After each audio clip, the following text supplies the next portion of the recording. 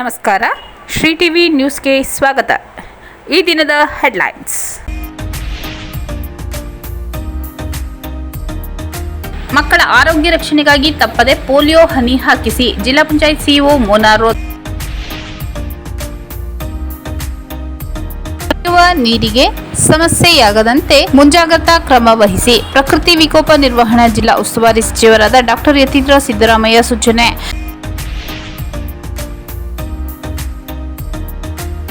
ಶಿಕ್ಷಣ ಆರೋಗ್ಯ ಸೇವೆ ದುಬಾರಿಯಾಗಬಾರದು. ಶ್ರೀ ಸರ್ಪಭೂಷಣ ಸ್ವಾಮೀಜಿ. ರಾಮಶೇಷ ಪಾಠಶಾಲೆ 20ನೇ ವರ್ಷದ ಸೇವಾ ಮೆರವಣಿಗೆ ಕಾರ್ಯಕ್ರಮ. ಚಾಮರಾಜನಗರ ಜಿಲ್ಲಾ ನ್ಯಾಯಾಲಯಕ್ಕೆ ಮತ್ತೆ ಹುಸಿ ಬಾಂಬ್ ಬೆದರಿಕೆ. ಇಮೇಲ್. 1 ವಾರದಲ್ಲಿ 3ನೇ ಬಾರಿ ಆತಂಕ. ಬಾಂಬ್ ಮತ್ತು ಶ್ವಾನ ದಳದಿಂದ ಪರಿಶೀಲನೆ.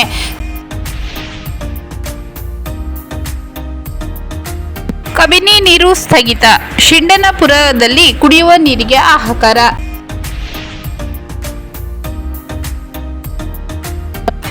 ಚಿರಕನಹಳ್ಳಿಯಲ್ಲಿ ಅರಣ್ಯ ಇಲಾಖೆ ಇಟ್ಟಿದ್ದ ಬೋನಿಗೆ ಬಿದ್ದ ಹುಲಿ. ಅಖಿಲ ಕರ್ನಾಟಕ ಹಿಂದೂ ದೇವಾಲಯದ ಅರ್ಚಕ ಆಗಮಿಕರ ಮತ್ತು ಉಪಾಧಿವಂತರ ಒಕ್ಕೂಟದ ಜಿಲ್ಲಾ ಕಾರ್ಯದರ್ಶಿಯಾಗಿ ಸಿಎನ್ ರಾಮಚಂದ್ರ ನೇಮಕ. ವಿಕಲಚೇತನರ ಪುನಶ್ಚೇತನಕ್ಕೆ ಶ್ರಮಿಸುವ ಸಂಸ್ಥೆ ಮಾರ್ಗದರ್ಶಿ ಸಂಸ್ಥೆಯಾಗಿದೆ. ಗೀತಾಮೃತ. ಕರ್ನಾಟಕ ರಾಜ್ಯ ಮಡಿವಾಳ ಸೇವಾ ಸಂಘದ ನೂತನ ಅಧ್ಯಕ್ಷರಾಗಿ ಸತ್ಯನಾರಾಯಣ ಅವಿರೋಧ ಆಯ್ಕೆ. ಮಕ್ಕಳ ಆರೋಗ್ಯ ರಕ್ಷಣೆಗಾಗಿ ತಪ್ಪದೆ ಪೋಲಿಯೋ ಹನಿ ಹಾಕಿಸಿ. ಜಿಲ್ಲಾ ಪಂಚಾಯತ್ ಸಿಇಒ ಮೋನಾ ರೋತ್. ಚಾಮರಾಜನಗರ ತಾಲೂಕಿನ ಕುದೇರು ಗ್ರಾಮದ ಪ್ರಾಥಮಿಕ ಆರೋಗ್ಯ ಕೇಂದ್ರದ ಆವರಣದಲ್ಲಿ ರಾಷ್ಟ್ರೀಯ ಪಲ್ಸ್ ಪೋಲಿಯೋ ಕಾರ್ಯಕ್ರಮದಡಿ ಜಿಲ್ಲಾಡಳಿತ, ಜಿಲ್ಲಾ ಪಂಚಾಯತ್ ಹಾಗೂ ಜಿಲ್ಲಾ ಆರೋಗ್ಯ ಮತ್ತು ಕುಟುಂಬ ಕಲ್ಯಾಣ ಇಲಾಖೆ ಸಹಯೋಗದಲ್ಲಿ ಜಿಲ್ಲೆಯಾದ್ಯಂತ 3 ದಿನಗಳ ಕಾಲ ಆಯೋಜಿಸಲಾಗಿದ್ದ ಪಲ್ಸ್ ಪೋಲಿಯೋ ಲಸಿಕಾ ಕಾರ್ಯಕ್ರಮಕ್ಕೆ ಚಾಲನೆ ನೀಡಿ ಮಾತನಾಡಿದ ಜಿಲ್ಲಾ ಪಂಚಾಯತ್ ಸಿಇಒ ಮೋನಾ ರೋತ್ ರವರು, ಪಲ್ಸ್ ಪೋಲಿಯೋ ಅಭಿಯಾನ ಭಾರತದಲ್ಲಿ 1995ರಿಂದ ನಿರಂತರವಾಗಿ ರಾಷ್ಟ್ರೀಯ ಕಾರ್ಯಕ್ರಮವಾಗಿ ಆಯೋಜಿಸಲಾಗುತ್ತಿದೆ. ಎಲ್ಲ ಇಲಾಖೆಗಳ ಸಹಕಾರದಿಂದ ಜಿಲ್ಲೆಯಲ್ಲಿ ಕಾರ್ಯಕ್ರಮ ಹಮ್ಮಿಕೊಳ್ಳಲಾಗಿದ್ದು, ಪೋಲಿಯೋ ಹನಿಯಿಂದ ಮಕ್ಕಳ ಶಾಶ್ವತ ಅಂಗವಿಕಲತೆ ತಡೆಯಬಹುದು. ಈ ಹಿಂದೆ ಎಷ್ಟೇ ಬಾರಿ ಲಸಿಕೆ ಹಾಕಿಸಿದ್ದರೂ ಮಕ್ಕಳ ಉತ್ತಮ ಆರೋಗ್ಯ ಹಾಗೂ ಮುಂದಿನ ಭವಿಷ್ಯಕ್ಕಾಗಿ ಆಗ ತಾನೇ ಹುಟ್ಟಿದ ಮಗುವಿನಿಂದ 5 ವರ್ಷದ ಎಲ್ಲ ಮಕ್ಕಳಿಗೂ ಪೋಲಿಯೋ ಹನಿ ಹಾಕಿಸಲು ಪೋಷಕರು ಮುಂದಾಗಬೇಕೆಂದು ಸಿಇಒ ತಿಳಿಸಿದರು. ಆರೋಗ್ಯ ಕುಟುಂಬ ಕಲ್ಯಾಣ ಇಲಾಖೆ ಮೈಸೂರು ವಿಭಾಗೀಯ ಕಚೇರಿ ಉಪನಿರ್ದೇಶಕರಾದ ಡಾಕ್ಟರ್ ಮಲ್ಲಿಕಾ ಮಾತನಾಡಿ, ಭಾರತ ಪೋಲಿಯೋ ಮುಕ್ತ ರಾಷ್ಟ್ರವಾಗಿದ್ದರೂ 1995ರಿಂದ ಈವರೆಗೂ ಪ್ರತಿ ವರ್ಷ 2ರಿಂದ 3 ಬಾರಿ ಕಾರ್ಯಕ್ರಮ ಏರ್ಪಡಿಸಿ ಮಕ್ಕಳಿಗೆ ಪೋಲಿಯೋ ಹನಿ ಹಾಕಲಾಗುತ್ತಿದೆ. ಜಾಗೃತಿ ಹಾಗೂ ಮುನ್ನೆಚ್ಚರಿಕೆ ಈ ಅಭಿಯಾನದ ಪ್ರಮುಖ ಉದ್ದೇಶ ಎಂದರು. ಪ್ರಾಸ್ತಾವಿಕವಾಗಿ ಮಾತನಾಡಿದ ಜಿಲ್ಲಾ ಆರೋಗ್ಯ ಮತ್ತು ಕುಟುಂಬ ಕಲ್ಯಾಣಾಧಿಕಾರಿ ಡಾಕ್ಟರ್ ಎಸ್ ಚಿದಂಬರ ಅವರು, ದೇಶದಲ್ಲಿ ಆರಂಭದಿಂದಲೂ ಈವರೆಗೂ ಪೋಲಿಯೋ ನಿರ್ಮೂಲನೆ ಕಾರ್ಯಕ್ರಮವನ್ನು ಅತ್ಯಂತ ಅಚ್ಚುಕಟ್ಟಾಗಿ ನಿರ್ವಹಿಸಿದ್ದರ ಪರಿಣಾಮ ಭಾರತ ಪೋಲಿಯೋ ಮುಕ್ತವಾಗಿದೆ. ಆದರೂ ನೆರೆಯ ರಾಷ್ಟ್ರ ಪಾಕಿಸ್ತಾನ, ಅಫಘಾನಿಸ್ತಾನ ದೇಶದಲ್ಲಿ ಈಗಲೂ ಜೀವಂತವಾಗಿದ್ದು, ಮಕ್ಕಳ ಉತ್ತಮ ಆರೋಗ್ಯಕ್ಕಾಗಿ ಸರ್ಕಾರ ಸಮರೋಪಾದಿಯಲ್ಲಿ ಕಾರ್ಯಕ್ರಮ ಆಯೋಜಿಸುತ್ತಿದೆ. ಪೋಲಿಯೋ ಸಂಪೂರ್ಣ ನಿಯಂತ್ರಣೆಗಾಗಿ ಜಿಲ್ಲೆಯಲ್ಲಿ 5 ವರ್ಷದ ಯಾವುದೇ ಮಗು ಪೋಲಿಯೋ ಹನಿಯಿಂದ ವಂಚಿತವಾಗದಂತೆ ನೋಡಿಕೊಳ್ಳಲು ಎಲ್ಲ ಇಲಾಖೆಗಳ ಸಹಕಾರ ಅಗತ್ಯ ಎಂದರು. ಈ ಬಾರಿ ಚಾಮರಾಜನಗರ ತಾಲೂಕಿನಲ್ಲಿ 23,709, ಗುಂಡ್ಲುಪೇಟೆಯಲ್ಲಿ 13,992, ಕೊಳ್ಳೇಗಾಲದಲ್ಲಿ 12,124, ಹನ್ನೂರಿನಲ್ಲಿ 11,208 ಹಾಗೂ ಯಳಂದೂರು ತಾಲೂಕಿನಲ್ಲಿ 5,268 ಮಕ್ಕಳು ಸೇರಿದಂತೆ ಒಟ್ಟು 66,601 ಮಕ್ಕಳಿಗೆ ಪೋಲಿಯೋ ಲಸಿಕೆ ನೀಡುವ ಗುರಿ ಹೊಂದಲಾಗಿದ್ದು, ಜೂನ್ 28ರಂದು ಬೆಳಗ್ಗೆ 8ರಿಂದ ಸಂಜೆ 5 ಗಂಟೆಯವರೆಗೆ ಪೋಲಿಯೋ ಬೂತ್ ಚಟುವಟಿಕೆಗಳನ್ನು ಹಮ್ಮಿಕೊಳ್ಳಲಾಗಿದೆ.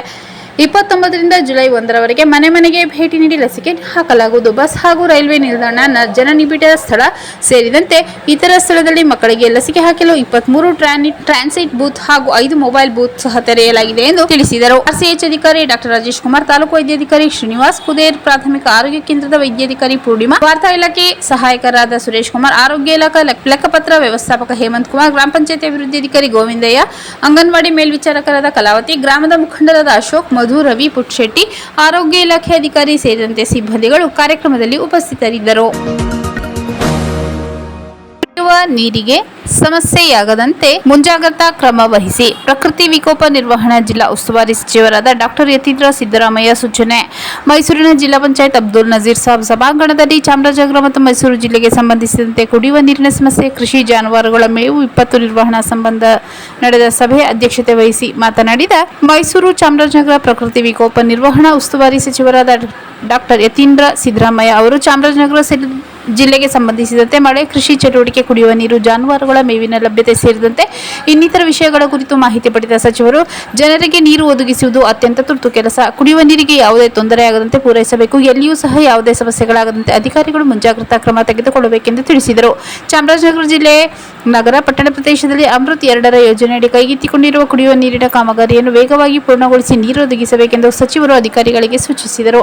ಮಳೆ ಕೊರತೆಯಿಂದಾಗಿರುವ ಹಿನ್ನೆಲೆಯಲ್ಲಿ ಮುಂದಿನ ದಿನದಲ್ಲಿ ರೈತರಿಗೆ ಹವಾಮಾನ ಆಧಾರದ ಮೇಲೆ ಹಾಗೂ ಕಡಿಮೆ ನೀರಿನಲ್ಲಿ ಬೆಳೆಯಬಹುದಾದ ರಾಗಿ, ಇತರ ಕಾಳುಗಳನ್ನು ಬೆಳೆಯಲು ರೈತರಿಗೆ ಉತ್ತೇಜಿಸಿ ಜಾಗೃತಿ ಮೂಡಿಸುವಂತೆ ತಿಳಿಸಿದರು. ಹೊಸ ಕೊಳವೆ ಬಾವಿಯನ್ನು ಕೊರೆಯುವ ಸಂದರ್ಭದಲ್ಲಿ ಅರಣ್ಯ ಇಲಾಖೆ ಯಾವುದೇ ಅಡ್ಡಿ ಉಂಟು ಮಾಡಬಾರದು. ನಿಯಮಾನುಸಾರ ಅನುಮತಿ ನೀಡಬೇಕು. ಅಗ್ನಿಶಾಮಕ ಅರಣ್ಯ ಇಲಾಖೆಯವರು ಅಗ್ನಿ ಅವಘಡಗಳಿಗೆ ಅವಕಾಶವಾಗದಂತೆ ಎಚ್ಚರಿಕೆ ಕ್ರಮ ತೆಗೆದುಕೊಳ್ಳಬೇಕೆಂದು ನಿರ್ದೇಶನ ನೀಡಿದರು.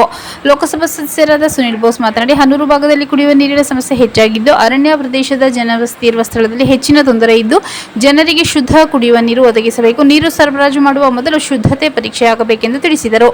ಶಾಸಕರಾದ ಎಚ್. ಎಂ. ಗಣೇಶ್ ಪ್ರಸಾದ್ ಸಹ ಮಾತನಾಡಿ, ತಮ್ಮ ಕ್ಷೇತ್ರದ ಕುಡಿಯುವ ನೀರಿನ ಸಮಸ್ಯೆ ತ್ವರಿತವಾಗಿ ಪರಿಹರಿಸಲು ಕ್ರಮ ವಹಿಸಬೇಕೆಂದರು. ಜಿಲ್ಲೆಯ ಮೇವು ಲಭ್ಯತೆಯ ಬಗ್ಗೆ ವಿವರ ನೀಡಿದ ಜಿಲ್ಲಾಧಿಕಾರಿ ಶ್ರೀರೂಪಾ ಅವರು, ಸದ್ಯಕ್ಕೆ ಜಾನುವಾರುಗಳಿಗೆ ಮೇವಿನ ಸಮಸ್ಯೆ ಎದುರಾಗಿಲ್ಲ. ಮಳೆ ಬಾರದಿದ್ದಲ್ಲಿ ಮುಂದೆ ಸಮಸ್ಯೆ ಉಂಟಾಗಬಹುದು ಎಂದು ಹೇಳಿದರು. ಜಿಲ್ಲಾ ಪಂಚಾಯತ್ ಮುಖ್ಯ ಕಾರ್ಯನಿರ್ವಾಹಕ ಅಧಿಕಾರಿ ಮೋನಾರತ್ ಮಾತನಾಡಿ, ನೀರಿನ ಸಮಸ್ಯೆ ಎದುರಾಗಬಹುದಾದ ಗ್ರಾಮ ಗುರುತಿಸಿದ್ದು, ಲಭ್ಯವಿರುವ ಖಾಸಗಿ ಬಾವಿ ಮೂಲಕ ಈಗಾಗಲೇ ಗುರುತಿಸಿದ್ದು, ಜನರಿಗೆ ಒದಗಿಸುವ ನೀರಿನ ಮಾದರಿ ಪರೀಕ್ಷೆ ಮಾಡಲಾಗುತ್ತಿದೆ ಎಂದು ಸಭೆಯಲ್ಲಿ ವಿವರ ನೀಡಿದರು. ಮೈಸೂರು ಜಿಲ್ಲೆ ಶಾಸಕರಾದ ರವಿಶಂಕರ್, ಶ್ರೀವತ್ಸ, ಹರೀಶ್ ಗೌಡ, ತನ್ವೀರ್ ಸೇಠ್, ಅನಿಲ್ ಚಿಕ್ಕಮದು, ದರ್ಶನ್ ಧ್ರುವನಾರಾಯಣ್, ಡಾ ತಿಮ್ಮಯ್ಯ, ಮೈಸೂರು ಜಿಲ್ಲಾಧಿಕಾರಿ ಲಕ್ಷ್ಮೀಕಾಂತ್ ರೆಡ್ಡಿ, ಜಿಲ್ಲಾ ಪಂಚಾಯತ್ ಸಿಇಒ ಯುಕೇಶ್ ಕುಮಾರ್, ಚಾಮರಾಜನಗರ ಜಿಲ್ಲಾ ಪೊಲೀಸ್ ವರಿಷ್ಠಾಧಿಕಾರಿ ಎಂ. ಮುತ್ತುರಾಜ್, ಮೈಸೂರು ನಗರ ಪೊಲೀಸ್ ಆಯುಕ್ತರಾದ ಸೀಮಾ ಲಟ್ಕಾರ್ ಸಭೆಯಲ್ಲಿ ಉಪಸ್ಥಿತರಿದ್ದರು. ಶಿಕ್ಷಣ, ಆರೋಗ್ಯ ಸೇವೆ ದುಬಾರಿಯಾಗಬಾರದು. ಶ್ರೀ ಸರ್ಪಭೂಷಣ ಸ್ವಾಮೀಜಿ ರಾಮಶೇಷ ಪಾಠಶಾಲೆ 20ನೇ ವರ್ಷದ ಸೇವಾ ಮಿಲನ ಕಾರ್ಯಕ್ರಮ. ಶಿಕ್ಷಣ ಹಾಗೂ ಆರೋಗ್ಯ ಸೇವೆಗಳು ಪ್ರತಿಯೊಬ್ಬ ಸಾಮಾನ್ಯನಿಗೂ ಕೈಗೆಟುಕುವಂತಿರಬೇಕು. ಅವು ದುಬಾರಿಯಾಗಬಾರದೆಂದು ಹರವೆ ಮಠದ ಶ್ರೀ ಸರ್ಪಭೂಷಣ ಸ್ವಾಮೀಜಿ ಅಭಿಪ್ರಾಯಪಟ್ಟರು. ನಗರದ ರಾಮಶೇಷ ಪಾಠಶಾಲಾ ಟ್ರಸ್ಟ್ ಹಾಗೂ ರಾಮಶೇಷ ಸಂಸ್ಕೃತ ಪಾಠಶಾಲೆ ವತಿಯಿಂದ ಆಯೋಜಿಸಿದ 20ನೇ ವರ್ಷದ ಸೇವಾ ಮಿಲನ ಹಾಗೂ 51ನೇ ಸೇವಾ ಕಾರ್ಯಕ್ರಮದಲ್ಲಿ ಸಾನ್ನಿಧ್ಯ ವಹಿಸಿ ಮಾತನಾಡಿದ ಅವರು, ಪ್ರಸ್ತುತ ಶಿಕ್ಷಣ ಮತ್ತು ಆರೋಗ್ಯ ಸೇವೆ ಸಾಮಾನ್ಯ ಜನರಿಗೆ ದುಬಾರಿಯಾಗಿದ್ದು, ಬಡ ಹಾಗೂ ಕೆಳ ಮಧ್ಯಮ ವರ್ಗದ ಕುಟುಂಬಗಳಿಗೆ ಮಕ್ಕಳಿಗೆ ಉತ್ತಮ ಶಿಕ್ಷಣ ನೀಡುವುದು ಹಾಗೂ ಖಾಸಗಿ ಆಸ್ಪತ್ರೆಯಲ್ಲಿ ಚಿಕಿತ್ಸೆ ಪಡೆಯುವುದು ಕಷ್ಟಕರವಾಗಿದೆ. ಇಂತಹ ಸಂದರ್ಭದಲ್ಲಿ ರಾಮಶೇಷ ಪಾಠಶಾಲಾ ಟ್ರಸ್ಟ್ನ ಪರಿಮಳ ರಾಮ ವಿದ್ಯಾಮಂದಿರದಲ್ಲಿ ಆರ್ಥಿಕವಾಗಿ ಹಿಂದುಳಿದ ಮಕ್ಕಳಿಗೆ ಗುಣಮಟ್ಟದ ಶಿಕ್ಷಣ ನೀಡುತ್ತಿರುವುದು ಶ್ಲಾಘನೀಯ ಕಾರ್ಯ ಎಂದರು. ಆಚಾರ್ಯರಾದ ಪ್ರದೀಪ್ ಕುಮಾರ್ ದೀಕ್ಷಿತ್ ರವರು ಪ್ರತಿ ವರ್ಷ ಸೇವಾ ಮಿಲನ ಕಾರ್ಯಕ್ರಮದ ಮೂಲಕ ಸರ್ಕಾರಿ ಸೇರಿದಂತೆ ವಿವಿಧ ಶಾಲೆಗಳ ವಿದ್ಯಾರ್ಥಿಗಳಿಗೆ ನೋಟ್ಬುಕ್ ಹಾಗೂ ಕಲಿಕಾ ಸಾಮಗ್ರಿ ವಿತರಿಸಿ ಶಿಕ್ಷಣಕ್ಕೆ ಉತ್ತೇಜನ ನೀಡುತ್ತಿದ್ದಾರೆ. ಅಲ್ಲದೆ ಸಮಾಜದ ವಿವಿಧ ಕ್ಷೇತ್ರಗಳಲ್ಲಿ ಸಾಧನೆಗೈದವರನ್ನು ಗುರುತಿಸಿ ಸನ್ಮಾನಿಸುವ ಮೂಲಕ ಅವರಿಗೆ ಮತ್ತಷ್ಟು ಪ್ರೇರಣೆ ನೀಡುತ್ತಿದ್ದಾರೆ ಎಂದು ಮೆಚ್ಚುಗೆ ವ್ಯಕ್ತಪಡಿಸಿದರು. ಕಾರ್ಯಕ್ರಮವನ್ನು ಉದ್ಘಾಟಿಸಿದ ಲಯಂ ಸಂಸ್ಥೆಯ ಮಾಜಿ ಅಧ್ಯಕ್ಷ ಬಿಎಂ ಪ್ರಭುಸ್ವಾಮಿ ಮಾತನಾಡಿ, ಗುರುಕುಲ ಮಾದರಿ ಶಿಕ್ಷಣದ ಮೂಲಕ ಆರ್ಥಿಕವಾಗಿ ಹಿಂದುಳಿದ ಮಕ್ಕಳಿಗೆ ಸಂಸ್ಕಾರಯುತ ಹಾಗೂ ಉಚಿತ ಶಿಕ್ಷಣ ನೀಡುತ್ತಿರುವ ಪ್ರದೀಪ್ ಕುಮಾರ್ ದೀಕ್ಷಿತ್ ರವರ ಸೇವೆ ಮಾದರಿಯಾಗಿದ್ದು, ಶಿಕ್ಷಣ ವಾಣಿಜ್ಯೀಕರಣವಾಗುತ್ತಿರುವ ಇಂದಿನ ಸಂದರ್ಭದಲ್ಲಿ ಅವರ ಕಾರ್ಯ ಶ್ಲಾಘನೀಯ ಎಂದರು. ಪ್ರಾಸ್ತಾವಿಕವಾಗಿ ಮಾತನಾಡಿದ ಪ್ರಾಚಾರ್ಯರಾದ ಪ್ರದೀಪ್ ಕುಮಾರ್ ದೀಕ್ಷಿತ್ ರವರು, ಕಳೆದ 20 ವರ್ಷದಿಂದ ಸೇವಾ ಮಿಲನ ಕಾರ್ಯಕ್ರಮ ನಿರಂತರವಾಗಿ ನಡೆಸಿಕೊಂಡು ಬರಲಾಗುತ್ತಿದ್ದು, ಈ ಬಾರಿ 16 ವಿವಿಧ ಶಾಲೆಗಳ 209 ವಿದ್ಯಾರ್ಥಿಗಳಿಗೆ ವಾರ್ಷಿಕ ಶೈಕ್ಷಣಿಕ ಅಗತ್ಯಗಳಿಗೆ ಬೇಕಾದ ನೋಟ್ಬುಕ್, ಪೆನ್, ಪೆನ್ಸಿಲ್ ಸೇರಿದಂತೆ ಕಲಿಕಾ ಸಾಮಗ್ರಿ ವಿತರಿಸಲಾಗುತ್ತಿದೆ ಎಂದರು. ಈ ಸಂದರ್ಭದಲ್ಲಿ ವಿಜ್ಞಾನ ಕ್ಷೇತ್ರದ ಭರತ್, ಪೊಲೀಸ್ ಇಲಾಖೆಯ ಮಧುಸೂದನ್ ಹರದನಹಳ್ಳಿ, ವೇದಗುರು ಗುಂಡಣ್ಣ, ಜನಸ್ನೇಹಿ ಟ್ರಸ್ಟ್ನ ಶಿವು, ಸಾವಯವ ಕೃಷಿಕ ಕಂದೇಗಾಲದ ನಾಗೇಂದ್ರ ಹಾಗೂ ಅಥ್ಲೆಟಿಕ್ ಹರ್ಷಿತಾ ಅವರನ್ನು ವಿವಿಧ ಕ್ಷೇತ್ರಗಳ ಸಾಧನೆಗಾಗಿ ಸನ್ಮಾನಿಸಲಾಯಿತು. ನಗರಸಭಾ ಮಾಜಿ ಸದಸ್ಯ ಗಣೇಶ್ ದೀಕ್ಷಿತ್ ಅಧ್ಯಕ್ಷತೆ ವಹಿಸಿದ್ದರು. ಮಾಜಿ ಸದಸ್ಯ ಚಂದ್ರಶೇಖರ್ ಮುಖ್ಯ ಅತಿಥಿಯಾಗಿದ್ದರು. ಗಣೇಶ್, ಮೀರಾ, ಮೂರ್ತಿ, ಮಂಜು, ರಾಮಶೇಷ ಪಾಠಶಾಲೆಯ ಸುನಿಲ್, ಗೀತಾ, ಜ್ಯೋತಿ, ಭಾಗ್ಯ, ಲತಾ ಸೇರಿದಂತೆ ಹಲವರು ಉಪಸ್ಥಿತರಿದ್ದರು. ಚಾಮರಾಜನಗರ ಜಿಲ್ಲಾ ನ್ಯಾಯಾಲಯಕ್ಕೆ ಮತ್ತೆ ಹುಸಿ ಬಾಂಬ್ ಬೆದರಿಕೆ. ಇಮೇಲ್. 1 ವಾರದಲ್ಲಿ 3ನೇ ಬಾರಿ ಆತಂಕ. ಬಾಂಬ್ ಮತ್ತು ಶ್ವಾನ ದಳದಿಂದ ಪರಿಶೀಲನೆ. ಚಾಮರಾಜನಗರ ನ್ಯಾಯಾಲಯಕ್ಕೆ ಮತ್ತೊಮ್ಮೆ ಹುಸಿ ಬಾಂಬ್ ಬೆದರಿಕೆ ಇಮೇಲ್ ಬಂದ ಹಿನ್ನೆಲೆಯಲ್ಲಿ ನ್ಯಾಯಾಲಯದ ಆವರಣದಲ್ಲಿ ಆತಂಕದ ವಾತಾವರಣ ನಿರ್ಮಾಣವಾಯಿತು. 1 ವಾರದ ಅವಧಿಯಲ್ಲಿಂದು 3ನೇ ಬಾರಿ ಅತ್ಯಂತ ಇಂತಹ ಬೆದರಿಕೆ ಇಮೇಲ್ ಬಂದಿರುವುದು ಗಮನಾರ್ಹ. ಈ ಹಿಂದೆ ಬಂದಿದ್ದ 2 ಇಮೇಲ್ ಒಂದೇ ಇಮೇಲ್ ಖಾತೆಯಿಂದ ಕಳುಹಿಸಲಾಗಿದ್ದರೆ ಈ ಬಾರಿ ಬೇರೆ ಇಮೇಲ್ ಖಾತೆಯಿಂದ ಬೆದರಿಕೆ ಸಂದೇಶ ರವಾನೆಯಾಗಿದೆ ಎಂದು ತಿಳಿದು ಬಂದಿದೆ. ಬೆದರಿಕೆ ಇಮೇಲ್ ಮಾಹಿತಿ ದೊರೆಯುತ್ತಿದ್ದಂತೆ ಪೊಲೀಸರು ನ್ಯಾಯಾಲಯದ ಆವರಣವನ್ನು ಭದ್ರತಾ ವಲಯಕ್ಕೆ ತೆಗೆದುಕೊಂಡು ಬಾಂಬ್ ನಿಷ್ಕ್ರಿಯ ದಳ ಹಾಗೂ ಶ್ವಾನ ದಳದ ಸಿಬ್ಬಂದಿಯಿಂದ ಸಂಪೂರ್ಣ ಪರಿಶೀಲನೆ ನಡೆಸಿದರು. ಯಾವುದೇ ಅನುಮಾನಾಸ್ಪದ ವಸ್ತು ಪತ್ತೆಯಾಗದಿದ್ದರೂ ಮುಂಜಾಗ್ರತಾ ಕ್ರಮವಾಗಿ ನ್ಯಾಯಾಲಯದ ಕಲಾಪವನ್ನು ತಾತ್ಕಾಲಿಕವಾಗಿ ಮುಂದೂಡಲಾಯಿತು. ಪರಿಶೀಲನೆ ಹಿನ್ನೆಲೆಯಲ್ಲಿ ನ್ಯಾಯಾಲಯದಲ್ಲಿದ್ದ ವಕೀಲರು, ಸಿಬ್ಬಂದಿ ಹಾಗೂ ಸಾರ್ವಜನಿಕರನ್ನು ಹೊರಗೆ ತೆರಳುವಂತೆ ಸೂಚಿಸಲಾಯಿತು. ಚಾಮರಾಜನಗರದ ಹೌಸಿಂಗ್ ಬೋರ್ಡ್ ಪ್ರದೇಶದಲ್ಲಿರುವ ಜಿಲ್ಲಾ ನ್ಯಾಯಾಲಯದ ಸುತ್ತಮುತ್ತ ಪೊಲೀಸರು ಬಿಗಿ ಬಂದೋಬಸ್ತ್ ಕೈಗೊಂಡರು. ಇಂತಹ ಪದೇ ಪದೇ ಹುಸಿ ಬಾಂಬ್ ಬೆದರಿಕೆ ಇಮೇಲ್ ಬರುತ್ತಿರುವುದರಿಂದ ನ್ಯಾಯಾಂಗ ವ್ಯವಸ್ಥೆ ನಿರ್ವಹಣೆಗೆ ಅಡಚಣೆ ಉಂಟಾಗುತ್ತಿದ್ದು, ಇಮೇಲ್ ಕಳುಹಿಸಿರುವ ವ್ಯಕ್ತಿ ಅಥವಾ ತಂಡವನ್ನು ಪತ್ತೆ ಹಚ್ಚಲು ಪೊಲೀಸರು ಹಾಗೂ ಸೈಬರ್ ತಜ್ಞರು ತನಿಖೆ ಮುಂದುವರಿಸಿದ್ದಾರೆ. ಕಬಿನಿ ನೀರು ಸ್ಥಗಿತ. ಶಿಂಡನಪುರದಲ್ಲಿ ಕುಡಿಯುವ ನೀರಿಗೆ ಹಾಹಾಕಾರ. ಗುಂಡ್ಲುಪೇಟೆ ತಾಲೂಕಿನ ಶಿಂಡನಪುರ ಗ್ರಾಮ ಪಂಚಾಯಿತಿ ವ್ಯಾಪ್ತಿಯಲ್ಲಿ ಕಳೆದ 1 ವಾರದಿಂದ ಕಬಿನಿ ಕುಡಿಯುವ ನೀರು ಸರಬರಾಜಿನಲ್ಲಿ ವ್ಯತ್ಯಯ ಉಂಟಾಗಿರುವ ಹಿನ್ನೆಲೆಯಲ್ಲಿ ಗ್ರಾಮದಲ್ಲಿ ತೀವ್ರ ನೀರಿನ ಸಮಸ್ಯೆ ಎದುರಾಗಿದೆ. ನೀರು ಸರಬರಾಜು ಸ್ಥಗಿತಗೊಂಡ ಪರಿಣಾಮ ಗ್ರಾಮಸ್ಥರು ಕುಡಿಯುವ ನೀರಿಗಾಗಿ ಪರದಾಡುವಂತಾಗಿದ್ದು, ಜಾನುವಾರುಗಳಿಗೂ ನೀರಿನ ಕೊರತೆ ಎದುರಾಗಿದೆ. ಸಮಸ್ಯೆ ಗಂಭೀರವಾಗುತ್ತಿದ್ದಂತೆ ಗ್ರಾಮ ಪಂಚಾಯಿತಿ ವತಿಯಿಂದ ಟ್ಯಾಂಕರ್ಗಳ ಮೂಲಕ ನೀರು ಸರಬರಾಜು ಮಾಡಿ ತಾತ್ಕಾಲಿಕ ಪರಿಹಾರ ಒದಗಿಸಲಾಗಿದೆ. ಆದರೆ ಟ್ಯಾಂಕರ್ ನೀರು ಮಾತ್ರ ಶಾಶ್ವತ ಪರಿಹಾರವಲ್ಲ ಎಂದು ಗ್ರಾಮಸ್ಥರು ಅಭಿಪ್ರಾಯ ವ್ಯಕ್ತಪಡಿಸಿದ್ದು, ಕಬಿನಿ ನೀರು ಸರಬರಾಜು ಶೀಘ್ರವೇ ಪುನರಾರಂಭಿಸಿ ಗ್ರಾಮಕ್ಕೆ ನಿಯಮಿತವಾಗಿ ಕುಡಿಯುವ ನೀರು ಪೂರೈಸುವಂತೆ ಸಂಬಂಧಪಟ್ಟ ಅಧಿಕಾರಿಗಳಿಗೆ ಆಗ್ರಹಿಸಿದ್ದಾರೆ. ಕುಡಿಯುವ ನೀರಿನ ಸಮಸ್ಯೆ ಮುಂದುವರೆದರೆ ಜನರು ಹಾಗೂ ಜಾನುವಾರುಗಳು ಇನ್ನಷ್ಟು ಸಂಕಷ್ಟಕ್ಕೆ ಸಿಲುಕುವ ಸಾಧ್ಯತೆ ಇದ್ದು, ಸಂಬಂಧಪಟ್ಟ ಇಲಾಖೆ ತ್ವರಿತ ಕ್ರಮ ಕೈಗೊಳ್ಳಬೇಕೆಂದು ಸಾರ್ವಜನಿಕರು ಒತ್ತಾಯಿಸಿದ್ದಾರೆ. ಚಿರಕನಹಳ್ಳಿಯಲ್ಲಿ ಅರಣ್ಯ ಇಲಾಖೆ ಇಟ್ಟಿದ್ದ ಬೋನಿಗೆ ಬಿದ್ದ ಹುಲಿ. ಅರಣ್ಯ ಇಲಾಖೆ ಅಳವಡಿಸಿದ್ದ ಬೋನಿಗೆ ಹುಲಿಯೊಂದು ಬಿದ್ದಿರುವ ಘಟನೆ ಕುಂದಕೆರೆ ವಲಯದ ಚಿರಕನಹಳ್ಳಿ ಗ್ರಾಮದ ಹೊರವಲಯದಲ್ಲಿ ಶುಕ್ರವಾರ ಬೆಳಕಿಗೆ ಬಂದಿದೆ. ಗ್ರಾಮದ ಸುತ್ತಮುತ್ತಲಿನ ಪ್ರದೇಶದಲ್ಲಿ ಹುಲಿ ಸಂಚಾರ ಕಂಡುಬಂದ ಹಿನ್ನೆಲೆಯಲ್ಲಿ ಸಾರ್ವಜನಿಕರ ಸುರಕ್ಷತೆ ಗಮನದಲ್ಲಿಟ್ಟುಕೊಂಡು ಅರಣ್ಯ ಇಲಾಖೆ ಮುನ್ನೆಚ್ಚರಿಕೆ ಕ್ರಮವಾಗಿ ಬೋನ್ ಅಳವಡಿಸಿತ್ತು. ಅದರಂತೆ ಇಂದು ಹುಲಿ ಬೋನಿಗೆ ಸೆರೆಯಾಗಿದ್ದು, ಹುಲಿ ಸೆರೆಯಿಂದ ಗ್ರಾಮಸ್ಥರು ನೆಮ್ಮದಿಯ ನಿಟ್ಟುಸಿರು ಬಿಟ್ಟಿದ್ದಾರೆ. ಸುದ್ದಿ ತಿಳಿಯುತ್ತಿದ್ದಂತೆ ಅರಣ್ಯ ಇಲಾಖೆ ಅಧಿಕಾರಿಗಳು ಹಾಗೂ ಸಿಬ್ಬಂದಿ ಸ್ಥಳಕ್ಕೆ ಭೇಟಿ ನೀಡಿ ಪರಿಶೀಲನೆ ನಡೆಸಿದರು. ಹುಲಿಯ ಆರೋಗ್ಯ ತಪಾಸಣೆ ನಡೆಸಿದ ಬಳಿಕ ಆರೋಗ್ಯ ಇಲಾಖೆ ನಿಯಮಾನುಸಾರ ಸೂಕ್ತ ಕ್ರಮ ಕೈಗೊಳ್ಳಲಾಗುವುದು ಎಂದು ಅಧಿಕಾರಿಗಳು ತಿಳಿಸಿದ್ದಾರೆ. ಅಖಿಲ ಕರ್ನಾಟಕ ಹಿಂದೂ ದೇವಾಲಯದ ಅರ್ಚಕ ಆಗಮಿಕರ ಮತ್ತು ಉಪಾಧಿವಂತರ ಒಕ್ಕೂಟದ ಜಿಲ್ಲಾ ಕಾರ್ಯದರ್ಶಿಯಾಗಿ ಸಿಎನ್ ರಾಮಚಂದ್ರ ನೇಮಕ. ಅಖಿಲ ಕರ್ನಾಟಕ ಹಿಂದೂ ದೇವಾಲಯದ ಆಗಮಿಕ ಅರ್ಚಕರ ಮತ್ತು ಉಪಾಧಿವಂತರ ಒಕ್ಕೂಟದ ಚಾಮರಾಜನಗರದ ಜಿಲ್ಲಾ ಕಾರ್ಯದರ್ಶಿಯಾಗಿ ಸಿಎನ್ ರಾಮಚಂದ್ರ ನೇಮಕಗೊಂಡಿದ್ದಾರೆ. ಚಾಮರಾಜನಗರದ ಗುಂಡ್ಲುಪೇಟೆ ರಸ್ತೆಯಲ್ಲಿರುವ ಕಾಡು ನಾರಾಯಣ ಸ್ವಾಮಿ ದೇವಸ್ಥಾನದಲ್ಲಿ ಅರ್ಚಕರಾಗಿ ಸೇವೆ ಸಲ್ಲಿಸುತ್ತಿದ್ದು, ಮುಂದಿನ 5 ವರ್ಷಗಳ ಕಾಲ ಇವರು ಚಾಮರಾಜನಗರ ಜಿಲ್ಲಾ ಕಾರ್ಯದರ್ಶಿಯಾಗಿ ಮುಂದುವರಿಯಲಿದ್ದಾರೆ. ಇವರಿಗೆ ಅರ್ಚಕರ ಒಕ್ಕೂಟದ ರಾಜ್ಯಾಧ್ಯಕ್ಷರಾದ ಶಾಸಕರಾದ ದಿನೇಶ್ ಗುಂಡೂರಾವ್, ಗೌರವ ಉಪಾಧ್ಯಕ್ಷ ವಿದ್ವಾನ್ ಎಸ್ಆರ್ ಶೇಷಾದ್ರಿ ಭಟ್ಟರ್, ಉಪಾಧ್ಯಕ್ಷ ಬಿಆರ್ ಪಟ್ಟಾಭಿರಾಮ ಭಟ್ಟರ್, ಮುಖ್ಯ ಪ್ರಧಾನ ಕಾರ್ಯದರ್ಶಿ ಕೆಎಸ್ಎನ್ ದೀಕ್ಷಿತ್ ರವರು ಬೆಂಗಳೂರಿನಲ್ಲಿ ಅಧಿಕಾರ ವಹಿಸಿಕೊಟ್ಟರು. ರಾಮಚಂದ್ರರವರಿಗೆ ಉತ್ಸವ ಸಮಿತಿ ಸದಸ್ಯರು ಮತ್ತು ರುದ್ರಭೂಮಿ ಸತೀಶ್ ಹಾಗೂ ಬ್ರಾಹ್ಮಣ ಸಂಘದ ಸದಸ್ಯರು ಅಭಿನಂದನೆ ಸಲ್ಲಿಸಿದ್ದಾರೆ. ವಿಕಲಚೇತನರ ಪುನಶ್ಚೇತನಕ್ಕೆ ಶ್ರಮಿಸುವ ಸಂಸ್ಥೆ ಮಾರ್ಗದರ್ಶಿ ಸಂಸ್ಥೆಯಾಗಿದೆ. ಗೀತಾಮೃತ. ಚಾಮರಾಜನಗರದ ಫಾರೆಸ್ಟ್ ನರ್ಸರಿ ರಸ್ತೆಯಲ್ಲಿರುವ ಕಚೇರಿಯಲ್ಲಿ ವಿಕಲಚೇತನರ ಮಕ್ಕಳಿಗಾಗಿ ಆರಂಭಿಕ ಚಿಕಿತ್ಸಾ ಕೇಂದ್ರದ ಲೋಕಾರ್ಪಣೆ ಸಮಾರಂಭವನ್ನು ಉದ್ಘಾಟಿಸಿ ಮಾತನಾಡಿದ ಮಾರ್ಗದರ್ಶಿ ಸಂಸ್ಥೆಯ ಜಂಟಿ ಕಾರ್ಯದರ್ಶಿ ಕೆಎಂ ಗೀತಾಮೃತ ಅವರು, ಅಂಗವೈಫಲ್ಯ ಇರುವವರು ನಮ್ಮ ಕೈಯಲ್ಲಿ ಏನನ್ನು ಸಾಧಿಸಲು ಸಾಧ್ಯವಿಲ್ಲ ಎಂದು ಕೊರಗಬಾರದು. ಅವರ ವೈಫಲ್ಯ ಅಂಗಗಳನ್ನು ಫಿಸಿಯೋಥೆರಪಿಯಲ್ಲಿ ಸ್ವಲ್ಪ ಮಟ್ಟಿಗಾದರೂ ಗುಣಪಡಿಸಬಹುದೆಂದರು.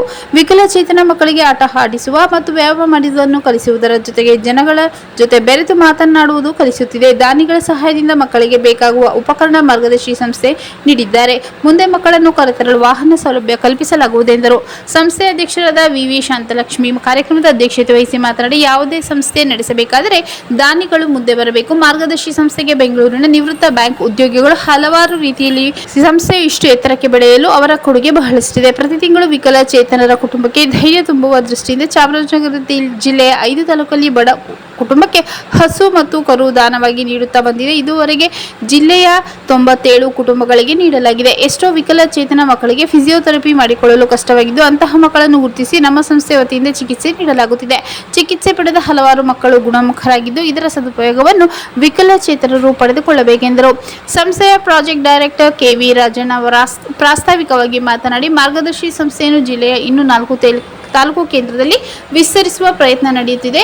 ಕೆಲವರು ಬೇರೆ ತಾಲೂಕು ಕೇಂದ್ರಗಳಿಂದ ಬರಲು ತೊಂದರೆಯಾಗುತ್ತಿದೆ ಎಂದು ಮನವಿ ಮಾಡಿದ್ದು, ಅವರಿಗೆ ಅನುಕೂಲವಾಗುವಂತೆ ಸಂಸ್ಥೆಯು ಶ್ರಮಿಸುತ್ತಿದೆ ಎಂದರು.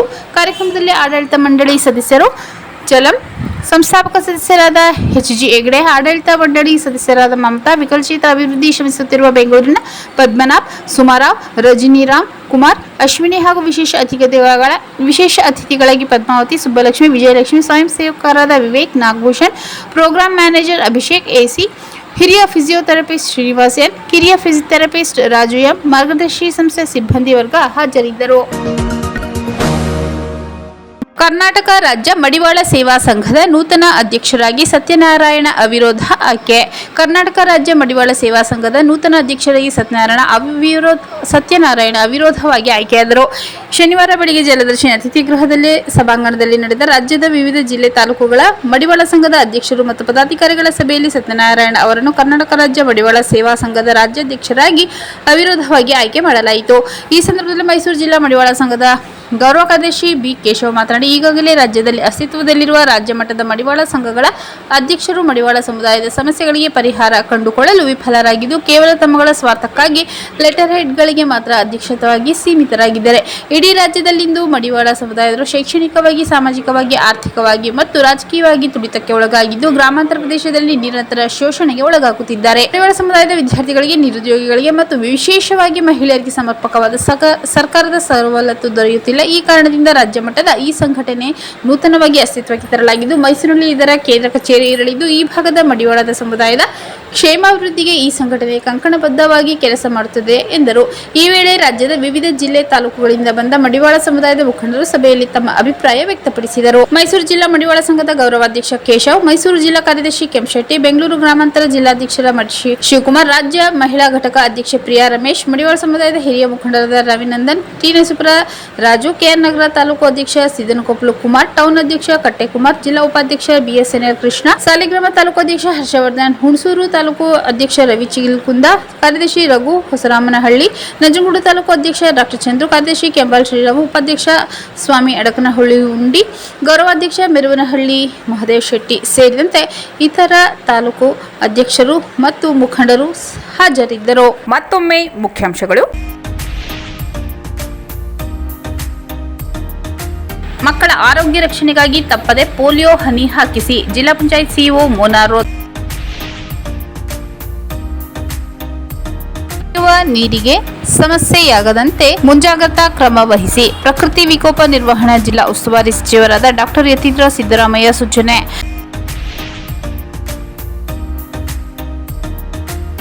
ಶಿಕ್ಷಣ ಆರೋಗ್ಯ ಸೇವೆ ದುಬಾರಿಯಾಗಬಾರದು, ಶ್ರೀ ಸರ್ಪಭೂಷಣ ಸ್ವಾಮೀಜಿ. ರಾಮಶೇಷ ಪಾಠಶಾಲೆ 20ನೇ ವರ್ಷದ ಸೇವಾ ಮೆರನ ಕಾರ್ಯಕ್ರಮ.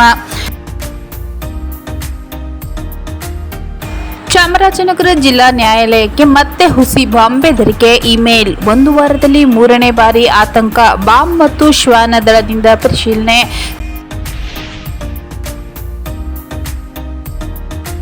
ಕಬಿನಿ ನೀರು ಸ್ಥಗಿತ. ಶಿಂಡನಪುರದಲ್ಲಿ ಕುಡಿಯುವ ನೀರಿಗೆ ಹಾಹಾಕಾರ.